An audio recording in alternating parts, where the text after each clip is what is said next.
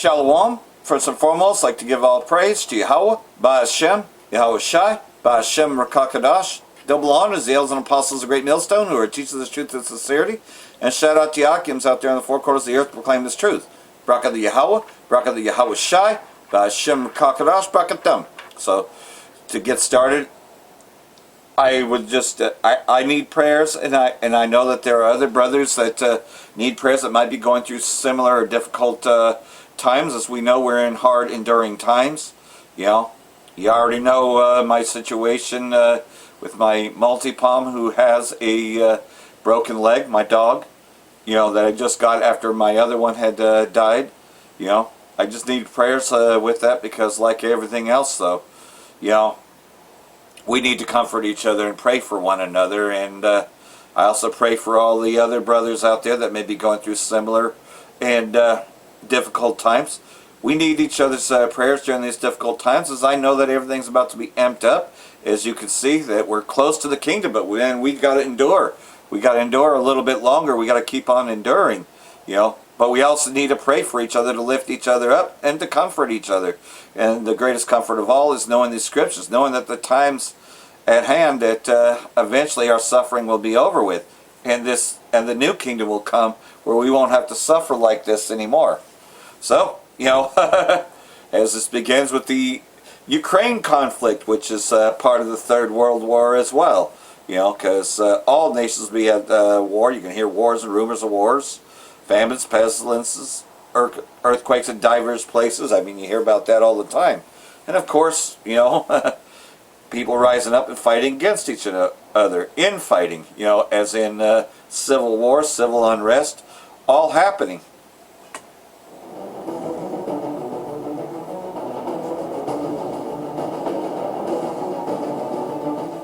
Russia wants to control the Donbass region while also seeking a deal with Ukraine. There is no contradiction here, stated Russian President Vladimir Putin. He made this remark in response to a question from an Associated Press reporter at a meeting with the heads of international news agencies during the St. Petersburg International Economic Forum. Controlling the entire Donbass region and striking a deal are not mutually exclusive, Putin said. The Russian leader's statements demonstrate that the parties are still far from reaching a genuine peace agreement. This means that hostilities will continue, and the intensity will only increase. The ongoing conflict in Ukraine is affecting more than just land. It is also having a direct impact on shipping in the Black Sea. The number of incidents resulting in deaths of third country nationals is increasing. On the night of June 5th, Ukrainian drones attacked a tanker and two dry cargo ships in Tanarok Bay. The cargo ships Natra and Zirkon were sailing from Turkey to Rostov-on-Don for loading under flags of third countries. According to Azerbaijani media reports, each was hit by 4 UAVs. 5 people were killed and 6 were injured. All of the deceased crew members were Azerbaijani citizens. So everything's ramping up in the port of Constanta, Romania, reported a powerful explosion. The Romanian Ministry of Defense has issued a statement confirming that an unmanned boat was blown up. Naval drones of this type are used by Ukraine. Meanwhile, changes in the operational situation have been observed in several sectors along the front line. For instance, the front remains dynamic in the Sumy border region. Russian forces have achieved several tactical successes north of the village of Bila Bereza. North of Kupiansk, Ukrainian units have stabilized the situation. Earlier, Russian troops launched an assault on the village of Kutkovka, achieving a breakthrough of more than 5 kilometers into Ukrainian positions. According to the latest reports, however, Russian units were unable to consolidate their positions on the outskirts of the village. Ukrainian troops have restored the front line in this sector. Meanwhile, the Russian army has achieved successes much further south. On the 4th of June, assault groups took control of the village of Novoyoikorovka. There has been ongoing fighting for this settlement since the fall of 2022. Active fighting is ongoing in the Zaporozhye region. On June 5th, it was reported that units of the Russian 114th Regiment, the Vostok military group, had taken control of the village of Gulaya Polskoye. Russian troops may pause briefly to regroup and plan for their actions. Therefore, fighting for Novoslavka can be expected to begin early next week. Well, that's what's happening there. All right, let's discuss this story now with Tommy's Ahmad, former Indian ambassador to Saudi Arabia, and the UAE ambassador. Because Gog Magog's going to get further involved. Thank you very much. Let's discuss the St. Petersburg Economic Forum first. In his plenary session, President Putin argued that true sovereignty requires not being dependent on foreign technological solutions, which can be turned into instruments of pressure or even weaponized for political purposes. What's your assessment of that take, and what implications does it have for countries like India? I agree with the President in principle. Yes, technology is very frequently used to intimidate other countries, to subjugate them. We have the experience of colonialism and imperialism, where we were used in terms of supplying raw materials, but the technology for the advancement and development was with the West. I think there has been a change since then.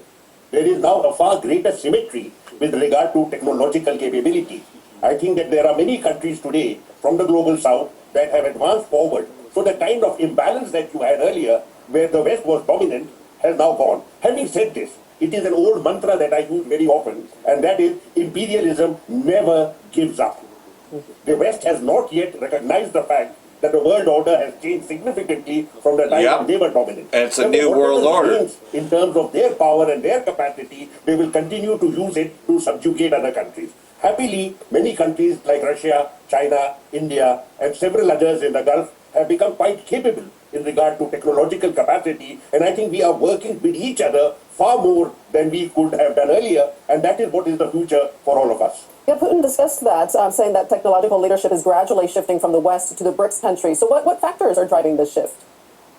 And there's a reason for firstly, that. The world order has changed a lot.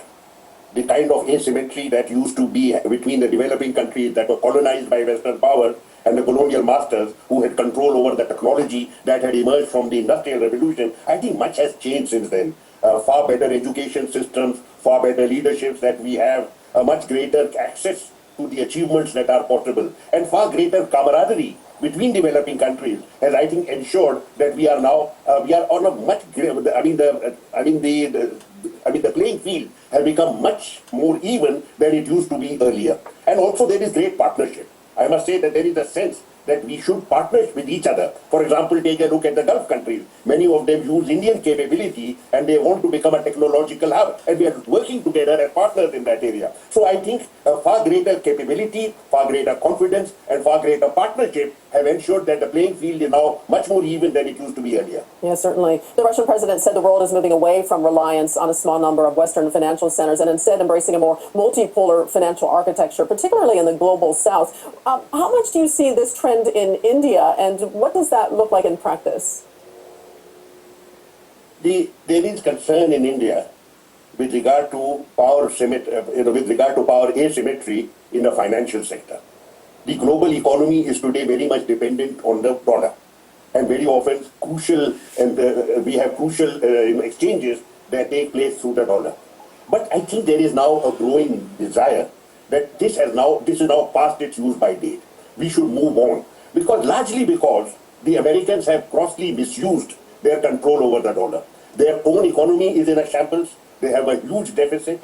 They also use their power to deny access to the facilities that are global to countries they don't like. So, for example, Iran has been denied, though it is otherwise it's an oil-producing country, it has been not only disallowed in terms of exploiting its own resources, but it cannot monetize them in the global economic order. So I think more and more countries like India, China, Russia, Iran, and many others are conscious of the fact that there has been a gross misuse of financial power that resides in Washington, D.C., and the time has come to now move on. Yep. And that's what they're doing, is moving on. You know, the hegemony of the West, the U.S. in particularly, is all shifting. Even European countries are now moving towards BRICS nations, and are looking for, these, shall eat her flesh, but then eventually we'll burn her with fire, and we're starting to see the division there as things continue to ramp up. We just got to endure this just a little bit longer, and that the most trying times are about to come up. MOTB will be mandated before this Third World War commences. Just right before it goes, and the missiles are shot off. Hey, yeah, we're getting closer to that, but we know that we're going to see everything change. But the Most High be with us when that happens. Some of us will be cast into prisons. But, the Most High is going to see us through, and we have to believe that. We have to endure, because you see the shift in the economics here, and that leads to a new world order, a digital, and everybody's going digital, cashless. And then this is also coming close.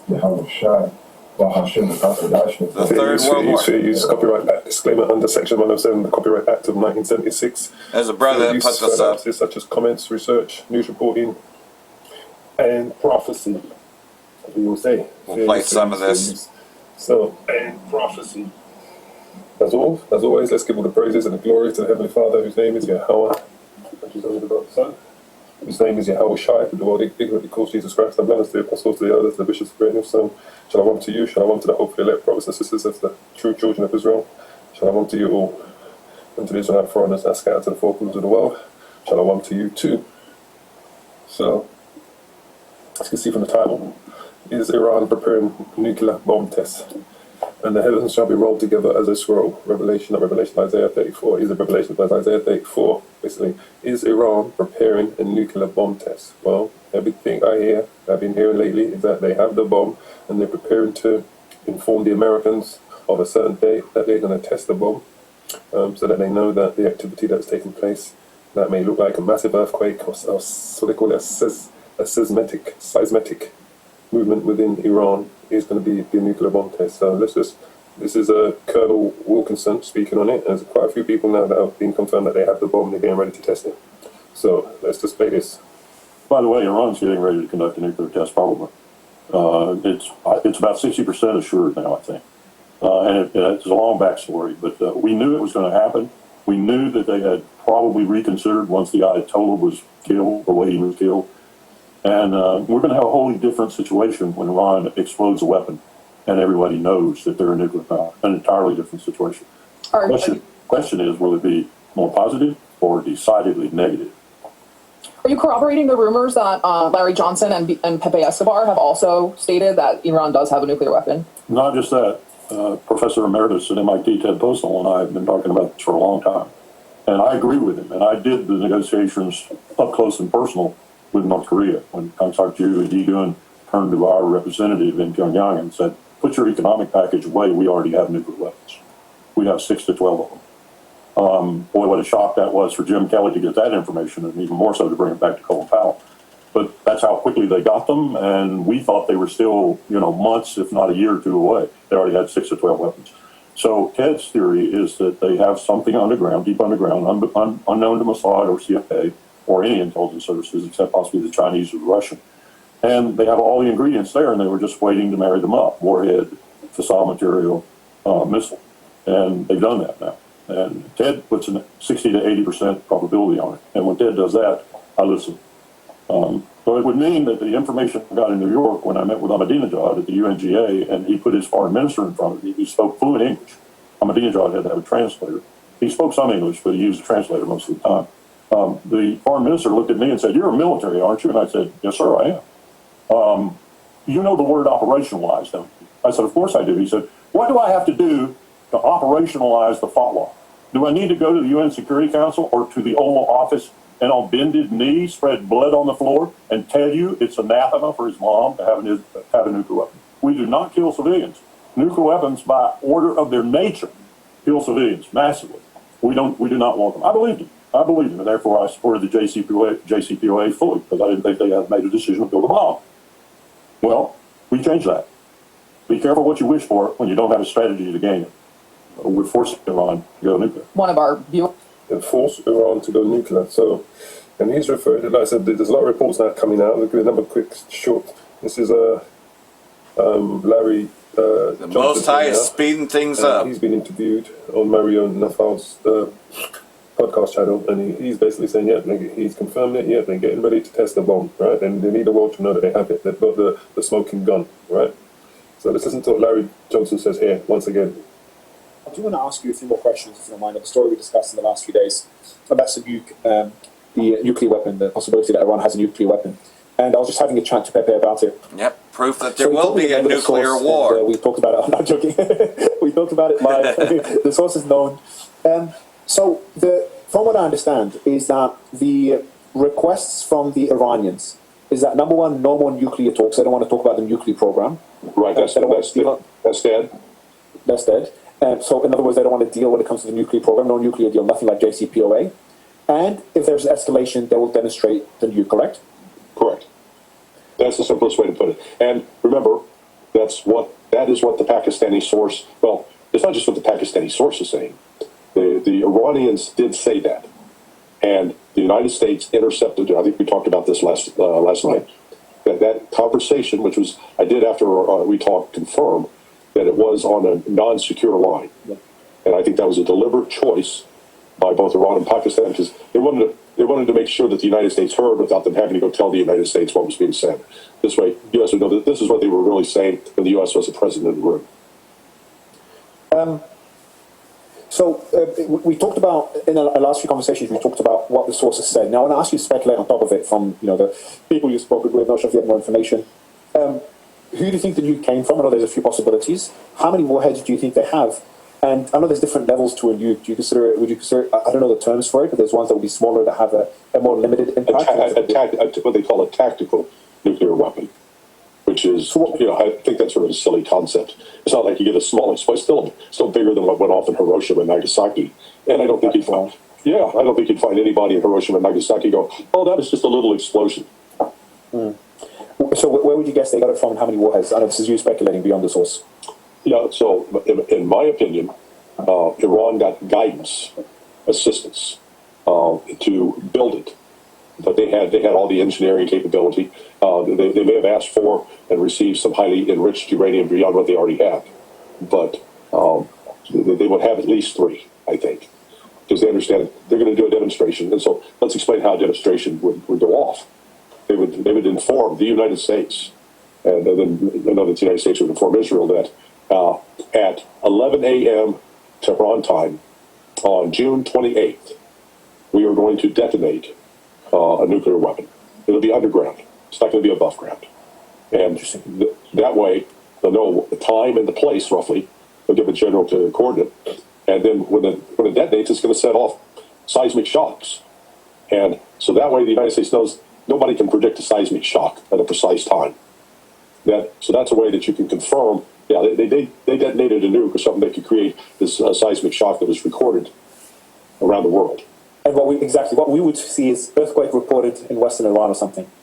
And that's where the great earthquake is spoken of. Now, when all of them the next few days, are released, everyone's going to come to, even if it's a real earthquake. That'll be the worst timed earthquake. Well, we've had a couple in the last 6 months where people just were speculating that wasn't no earthquake. That was a man-made earthquake. That could be. So as you see, this is no longer rumors. This is the conversation that Iran is preparing for a nuclear bomb test. So once again, as we keep telling you, all the actions of these nations are all the fulfillment of Bible prophecy. Every single thing we see taking place. Now, let's just grab a few scriptures here, all right? Because we don't really need to spend long on this. We just kind of want to give you the meat when it comes to this.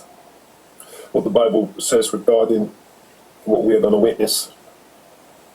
Now, I've said before, we could see a mushroom cloud pop up over Iran, in the Middle East, in Ukraine, even before we see America go head-to-head with Russia in the War of Armageddon. We could see mushroom cloud pop up somewhere. Now, they say that they may do like this, Damascus, maybe. Do this test underground. So, meaning you won't see a mushroom cloud from this nuclear test. It's just, what's the word? Proof, like what people do at work, proof of concept. They're going to proof of concept that they have it and that it works, basically.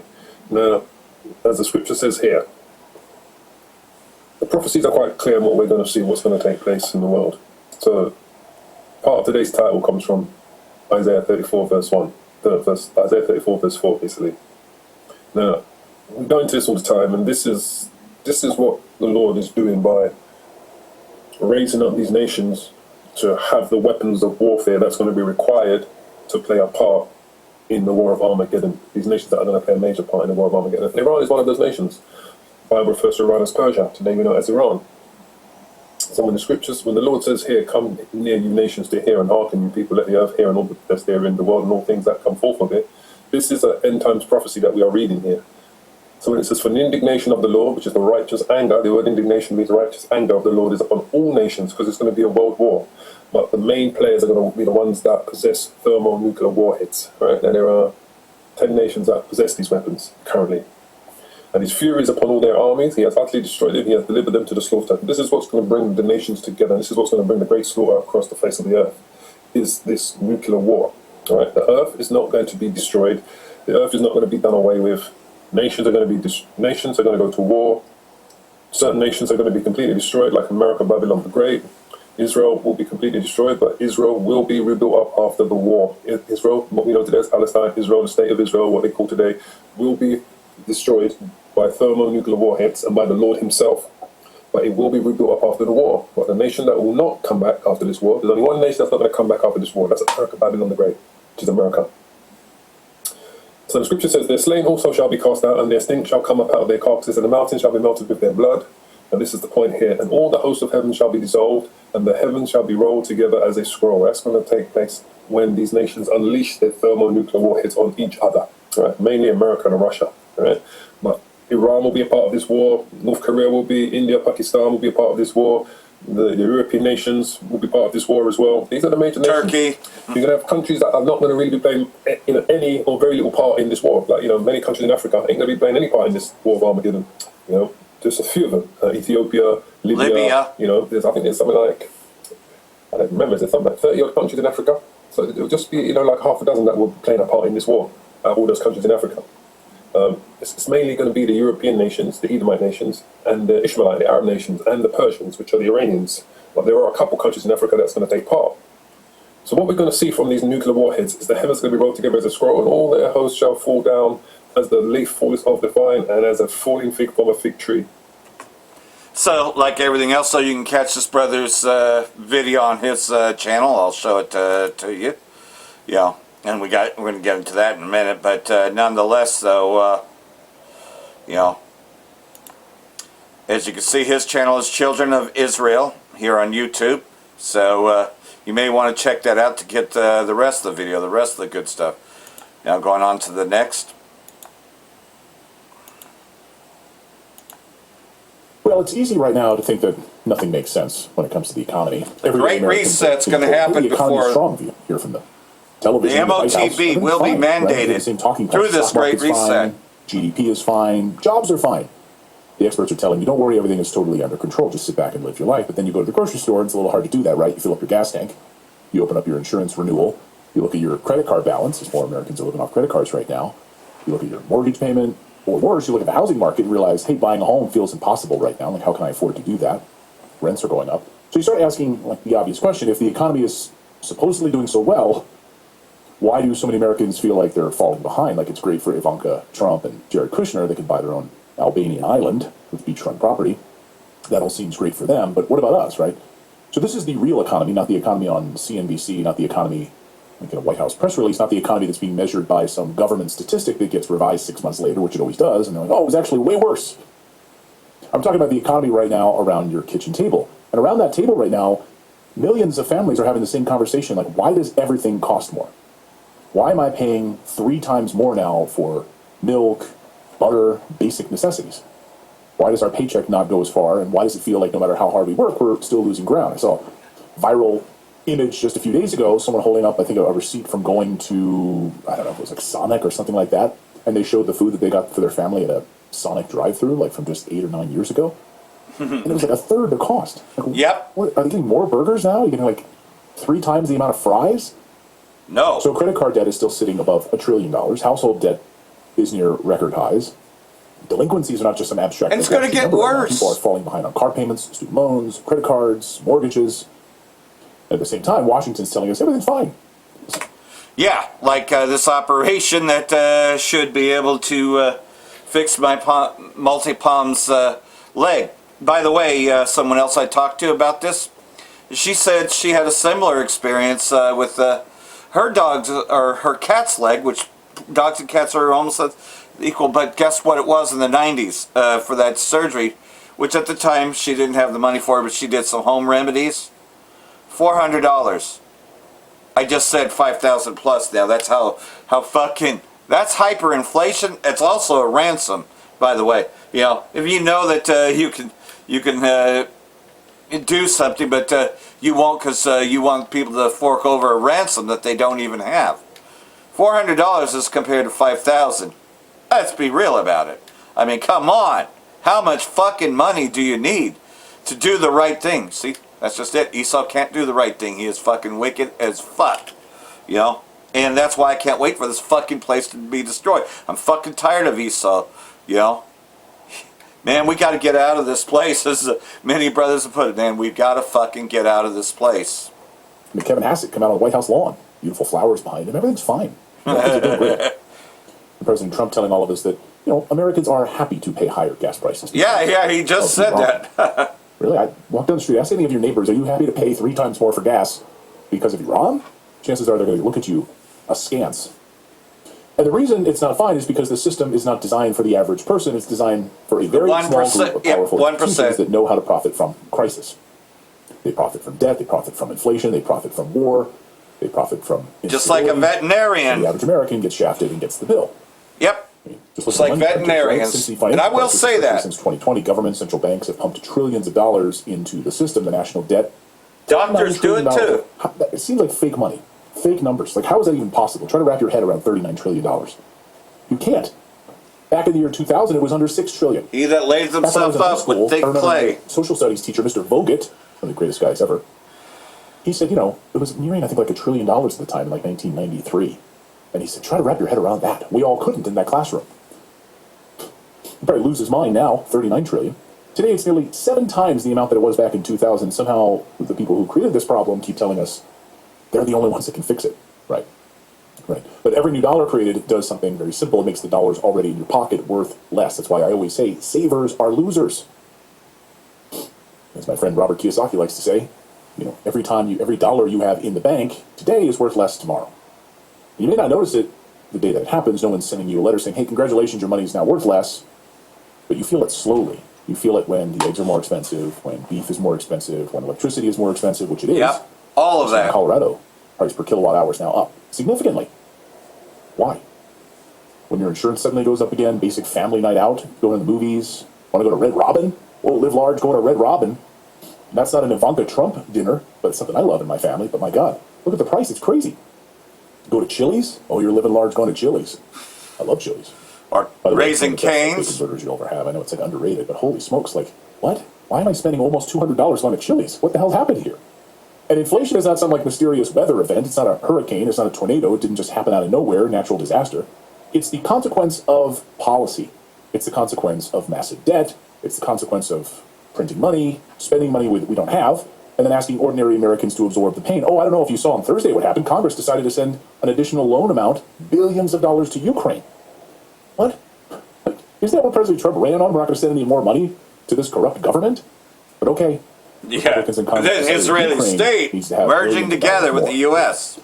So this war economy is disgusting. And throughout history, war has been one of the most profitable businesses on earth. Every major conflict creates winners and losers. Germany right now, their economy is collapsing. So what are they doing? They're turning, and they've announced, we're turning to a wartime economy in order to fight Russia. So you've closed your nuclear power plants like morons. You've opened your floodgates of illegal immigrants pouring into Germany. Businesses are closing left and right. So what do? We go into war, a wartime economy.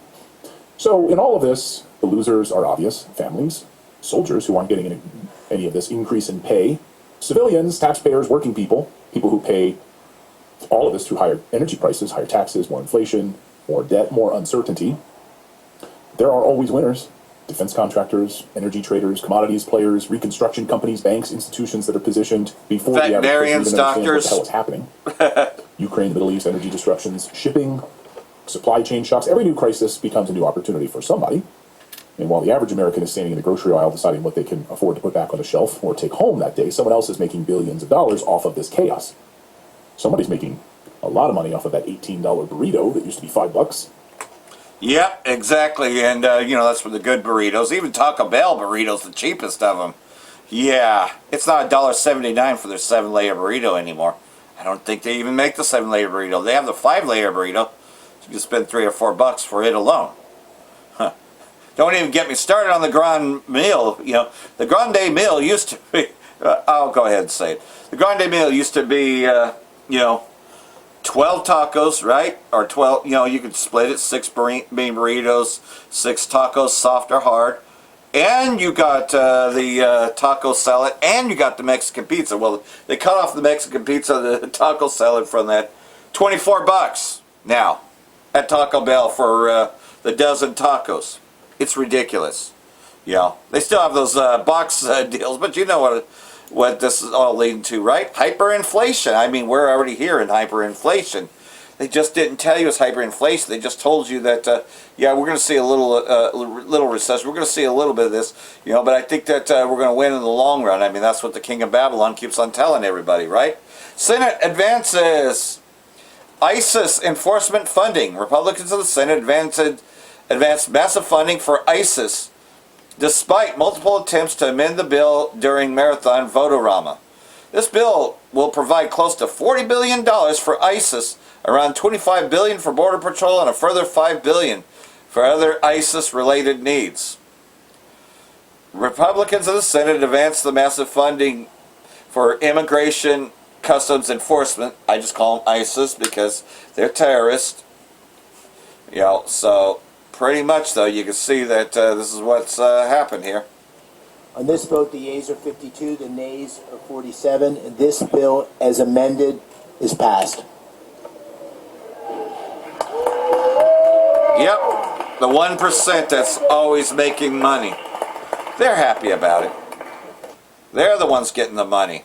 All the advancements, well, has nothing to do with the regular people. And that's just it, though, is that you see, the Most High is turning everything up because Esau's at the end of his kingdom. And he's been found out. Emerging market crisis in oil-poor Asia. Because again, if they can't sell their oil, what do they have left? Reliable, available of cheap energy is, as the Iran war highlights, essential to modern economies and societies, at least for the foreseeable future. Shocks divide the world into the oil haves and the oil have-nots. So like everything else, though, they're not able to get their oil out. Europe has already affected by the decision to cut off Russian gas supplies, and Japan are affected, but the major consequences will be felt across oil-poor South and East Asia. The extent of damage depends on pre-existing vulnerabilities, including sufficient currency reserves. See, this is a worldwide event, and the economies are going to crash. They're going to do a reset. Everything's going to become digital, just like we keep on telling you. For energy imports, supply disruptions work through several pathways. Import costs rise, flowing through the economy. In most immediate manifestation, in a widening current account deficit. And just, you can see just going on and getting worse. You see? Things have to get worse before we receive the kingdom. And the trials, they're going to get a lot more intense.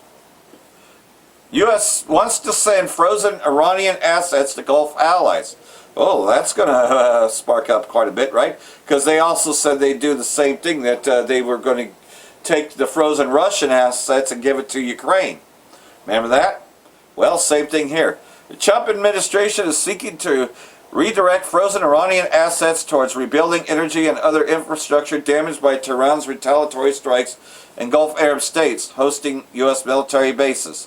Treasury Department plans to use all available authorities to make Iranian assets accessible for rebuilding and repair efforts linked to any future damage caused by Iran. So, there you go. Talk about a heist, right? Iran also wants to be paid for what they damaged, right? And they're asking for reparations. You see that the ceasefire is not going to work. And we know it's a bullshit ceasefire anyways. They were planning to go to war with Iran, which has left them no choice but to build up their arsenal. And yes, to have nukes. Because you know as well as I do that, if you're a nuclear-armed country, you don't get attacked. But also, that's not how the Most High is playing this out now, is he? Russia's being attacked all the time by Ukraine. The Most High is the one that's doing this. I mean, would you really? I mean, would you personally go and attack a nuclear-armed country knowing that what the repercussions were? No. But the Most High is making them do it. See how this all works? BRICS plays decisive role in global energy security. Yes, it does. And you already saw that meeting that they just had, with Vladimir Putin. Iran's ambassador to Russia says global economy security is increasingly shaped by countries in the global south, particularly BRICS member states, which he said played a decisive role in the sector. Geopolitical tensions, disruption of supply chains, Fluctuations in global markets and increased demand in emerging economies show that energy security has become one of the main pillars of global stability and development more than ever before, Jalali said as he elaborated on the Islamic Republic's view on the position of BRICS in the global energy system. And also, by the way, the Strait is not closed to friendly states, to those that aren't playing a part in attacking them. Iran's IRGC is actually letting them go through, and like everything else, so the global toll system is been talked about. I'm not sure that they've charged that yet, but they have to get repercussions too, especially with the other money just gotten frozen. And this is coming from Ayatollah Khamenei. U.S.-Israeli system of domination has been defeated. Yeah, their hegemony and all that has been damaged by this war. Iran's supreme leader, Ayatollah Khamenei, said that the U.S. and Israeli state have suffered humiliating defeat. And they did. They didn't really do anything except piss off the bear. In a statement published on Thursday, Khamenei said the U.S. and Israeli system of domination has suffered historic defeat. He explained that D.C. and Tehran had shifted to targeting Iranian society through psychological warfare, which is why the school was bombed on the first day, and killing his father, Ayatollah Khamenei. Khamenei's remarks came after President Trump expressed that he wanted to meet with the new Iranian leader. In an interview with the New York Times released on Wednesday, remember we read that, Trump said that he is getting along quite well with Khamenei. The president added, "I'd like to meet him. I'd love to meet everybody." It's unclear whether Trump's remarks are rooted in reality, as he said it to manipulate the markets, as you know. As the U.S. and Iran have not engaged in direct meetings, but have instead exchanged messages through Lebanon. Additionally, Khamenei's father was assassinated on the first day of the war. Exactly. So, not to mention just for what he did in 2020. If he was to ever show up there, they already have a warrant for him. Okay, that warrant was issued years ago. He's wanted by Iran for, carrying out a drone strike that killed General Soleimani. They haven't forgotten about that. Now you add the Ayatollah, you add all the other generals out on Trump's orders, because they're holding him just as liable as King Bibi, who controls him. More evidence: Iran is rapidly restoring its missile tunnels. Well, yeah, they've had time to regroup, right? As DC ran out of ammo, of course Iran has also been working on it. President Trump has nearly estimated that 21 to 22% of its missiles remaining. Trump said in an interview with NBC, they have some missiles and drones, percentage-wise, maybe 21 to 22% of the missiles. That's a lot, but it's not what it was before the war. Well, they've done a lot of restoration, as you can see here.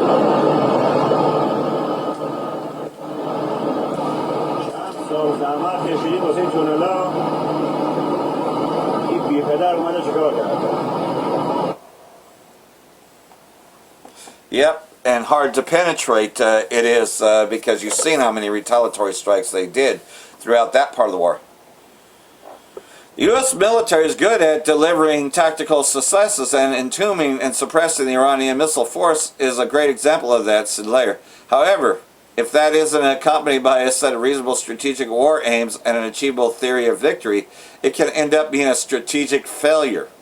Well, I definitely would lean more towards the failure, considering that they already exhausted everything just defending the Israeli state and the retaliatory strikes.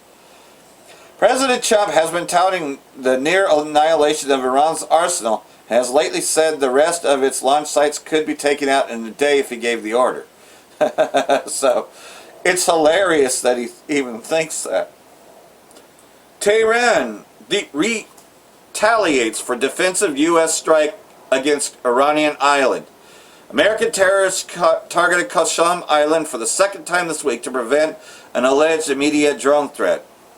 IRGC said that it targeted American military assets in the region after the U.S. Department of War carried out strikes against Iranian installations on Qasem Island and the coastal county of Sirak.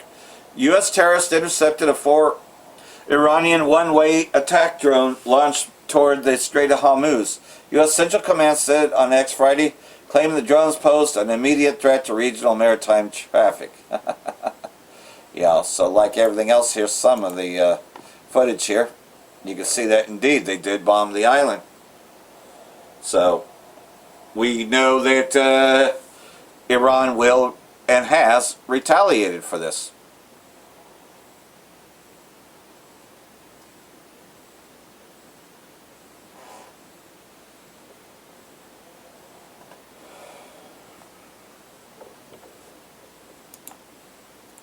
U.S. intercepted fresh Iranian ballistic missile attacks overnight as Tehran blasts ceasefire violations. Iran's foreign ministry says U.S. overnight action, especially bombing coastal radar facilities, which you saw in there, is a violation of ceasefire. New nighttime saw of missiles against Kuwait by Iran. 6 ballistic missiles fired at Bahrain and Kuwait were intercepted, CENTCOM said. Overnight flare-up started with Iranian attack drones in Strait being intercepted by U.S. terrorists. Trump admits Iran has some 20% of its missile arsenal. It's a lot of missiles, but it's not what it was when we first attacked. So, like everything else, though, you can see, yes, things are still ramping up. And this is a good question. This poses the question, has everything shifted? Well, we know that there's been a shift. Well, the petrodollar, for instance, if you're not getting the oil and you're running out, indeed, this is rhetorical. Is Iran the new regional superpower? The U.S.-Israeli war has upended the balance in West Asia as Tehran finds itself with a significant global leverage, which is that strait, and this is all being done on purpose. Because they want to shut down the economy. See, they're ushering in, hey man, the MOTB is right around the corner. And you already seen somebody already get it in the forehead this month.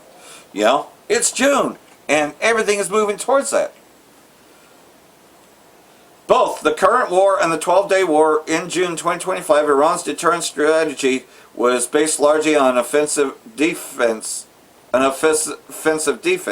approaching compromise on a network outside of its national borders, the axis of resistance across Lebanon, Syria, Iraq, and Yemen. But the Israeli war showed Iran that it has even more cards to play. Its ability to implement full control over the strait, and by extension much of the global oil supply, constitutes a massive bargaining chip. The war had thus led Iran to better appreciate the significance of its geography and superior geopolitics.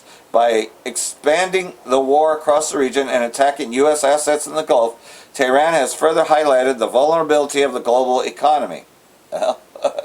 Yeah, you can definitely say that it has shaken things up, because the Most High is shaking things up. He's mustering up the nations to go to fight in the Valley of Jehoshaphat. And here's another one. Tide has turned. Iran's strategic control of the strait crushes America's naval supremacy. Yep. It's right there, and it's more than obvious. For decades, the strait has been more than a waterway. It has functioned as the world's most strategic choke point. The jugular vein of the global energy flows, and the stage upon which American naval supremacy has performed its most visible and intimidating demonstrations of military force. For decades, the U.S. positioned itself as the ultimate arbiter of passage. Its naval formations patrolled these waters with implicit assumption of ownership, dictating the rules of engagement, enforcing freedom of navigation on its own strategic terms, and treating Iran's legitimate maritime interest as little more than a secondary concern. The era has effectively ended now. Renewed clashes in the strait in recent days, triggered by a repeated U.S. military adventurism, are not routine maritime incidents. They represent the surface tremors of a deeper structural transformation, the steady consolidation of Iran's sovereignty over the critical waterway. This is no longer a question of symbolic passage rights or procedural navigation disputes. It's about effective control of one of the most consequential maritime arteries of the planet, where geography, deterrence, and power projection intersect with global energy security. See, the global elites plan was to shut it down, and what the world needs? Oil. Okay, you shut down the oil, every other domino is going to fall, because that also affects fertilizers. You can see, they that till the ground shall mourn, because they're not going to be able to get that so easily. You see what's happening, and that's ushering it in. If it doesn't get passed this year, if they don't, but they got legislation for a lot of shit in January next year, And remember, last year, the fiscal cliff, the fiscal year, and everything got shut down. The EBT was shut down for 3 weeks. During the government shutdown, the longest in history. How much more? We're near September, but they're also saying that oil is about to run out on the 4th of July, which, as you know, is the 250-year mark of Babylon the Great, the official 250-year mark. We're at the end of it, so we just got to hold on a bit longer, and things are going to continue to get worse before it gets better. Through much tribulation can we enter therein. And right now, we're all going through trials. I'm going through heavy trials. It means the Most High must be dealing with me, But it's also, I could call upon the brothers to pray for me. I could call upon the brothers for help, and I can still call upon Yahweh Shai to help, through this bit, And I know that I'm doing the best that I can for the situation of what it is, I can't pay the $5,000 ransom, so what am I going to do? I'm going to treat her at home, keep her in the splint, change the bandage, the splint, and pray for the best, prepare for the worst. If the pain gets too much, possible amputation, but I'm really doing everything I can to avoid that. But just deal with the arthritis and everything, it may not properly heal, etc. is what I can do. We gotta stick together on everything, man. Because things are going to continue to intensify. Iran conflict takes heavy toll on global economy, trade in past 100 days. It's going to get worse. It's going to get far worse. Even though they're not saying that the ceasefire is over, most certainly, it really never began with all the violations anyways. Global economy and trade growth is expected to massively slow down this year amid disruptions in the Strait affecting oil, natural gas, fertilizer supplies over the past near 100 days since the U.S.-Israeli began their war against Iran on 28th of February. This armed conflict in West Asia has led to major challenges for the global economy, which was the whole point, to shut it all down so they could usher in the MOTB. This is what it's really about. You have the war to do that. Not to mention the loss of human lives. Around 20% of the global oil and liquefied natural gas trade, 20-30% of fertilizer trade, around 40% of urea supply, 50% of sulfur supply, and 30% of phosphate supply were affected by the disruption. The global daily oil consumption reached 104 million barrels in April, but oil supply remained at 95.1 million barrels. The daily loss for Gulf oil producers versus pre-war levels reached 14.4 million barrels, with the Strait flow coming to a halt, according to an International Energy Agency. So things are about to hit. Brent crude is trading 30% above pre-war levels currently, while European gas prices are 50% higher due to supply constraints. Fuel costs for ships surged 59% during this period, according to the World Maritime Council. So we're going to feel all this. Believe it or not, these birth pains are going to be felt. And like everything else, though, of course they're going to say Iran did it, but, about the drone attack and the interceptions. But Iran never said that they attacked Oman. What we know about the explosion at Oman's Mina Al-Faha oil terminal. Oman says operations at Mina Al-Faha oil terminal are proceeding normally after reports of an explosion, alleged drone attack near its loading berths. We also know the Israeli state tries to do what they can to draw others into the war. Reports of an explosion and alleged drone attack at Oman's Mina Al-Faha port have raised questions about a further escalation of tensions in West Asia, despite authorities insisting that crude export operations are continuing as normal. And don't forget, Saudi Arabia is also at war with Oman. Yeah, so there's that too. or actually, I think they're at war with the United Arab Emirates, Slovakia. There's a lot of countries in this, but you see that things are escalating. The incident happened amid continuing conflict in the region, with stalled U.S.-Iran peace talks dragging on and shipping traffic through the strait severely restricted. So, like everything else, they haven't exactly blamed Iran for this, but there was a drone attack. That's probably the Israeli state, anyways. You know, try to say that Iran did it. Wouldn't be surprised, right? And then, of course, continued ceasefire in Lebanon, right? Continued violation of ceasefire there as well. Israeli attacks killed 9 in Lebanon as new ceasefire doesn't stop strikes. Wow. That's not a surprise. The latest deal was described as very minimalist ceasefire. In effect, Israeli state and Lebanon agreed that Hezbollah would stop resisting the ongoing Israeli invasion of Lebanon and withdraw their forces further north in the country. Hezbollah wasn't involved in the talks and quickly rejected those terms. Well, it's a bullshit deal. It just means that, okay, let us do what we're going to do, and you just stay out of our way. That wasn't going to happen.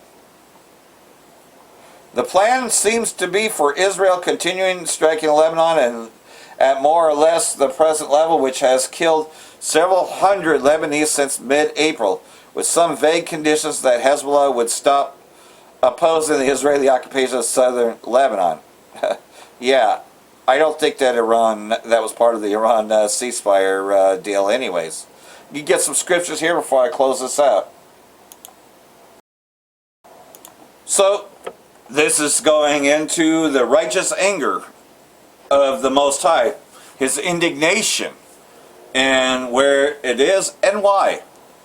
I will gather all the Gentile nations that were hostile towards my people, and bring them down to the valley of Jehoshaphat, for the Most High has judged, and there I will deal with them, and enter into judgment with them there.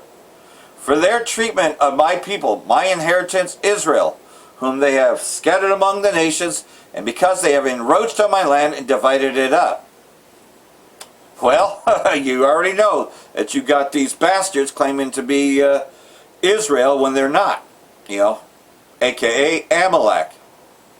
This is who he's talking about. They have cast lots for my people and traded a boy for a prostitute and sold a girl for wine that they may drink. And you already know when this time period is.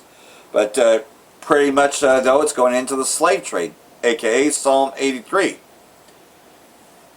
Because you have taken my silver and my gold and carried my precious treasures to your temples and palaces, which they did when they looted and took everything from the Israelites, you know, because the Israelites did have all those things, you know, when they, you know, had originally captured Jerusalem.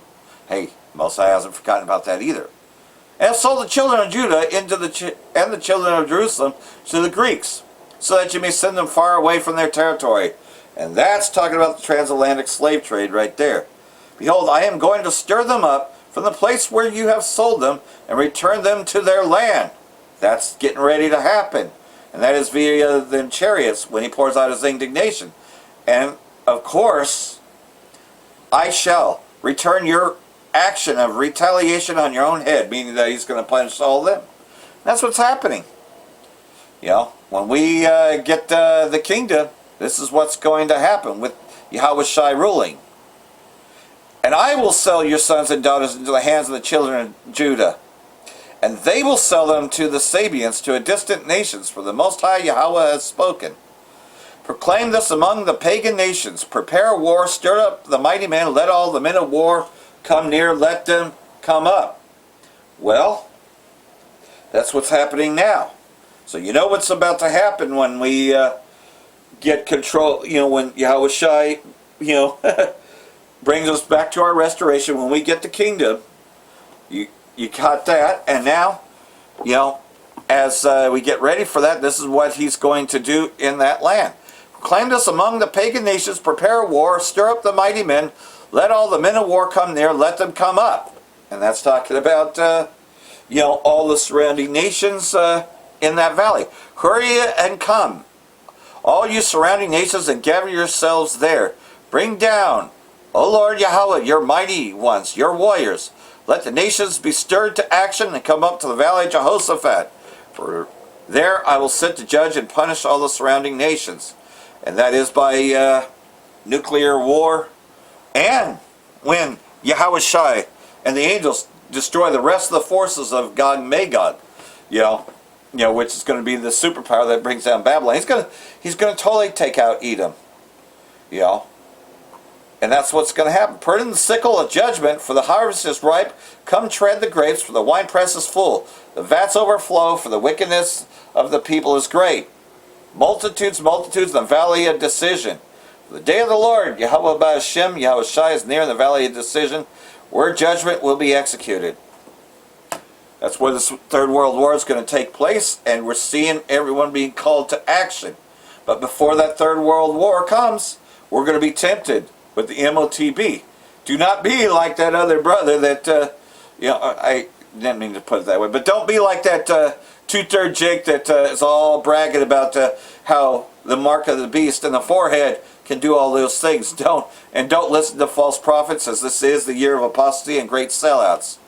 Because, you will be put into judgment as well by the weapons of his indignation, which is this Third World War. You'll be caught in it. So, we have given you warning time and time again. Things are accelerating, and that hour of temptation is drawing near. But the Most High won't be given warning anymore. It's going to be happening. They will usher in the MOTB very soon. Hopefully all this has been edifying. For that I want to say Barak the Yahweh, Barak the Yahweh Shai, Ba'ashem Rakakadash, Wa Abab Baal. Barakatam Jehovah elect, and let us not forget to pray for each other. Shalom.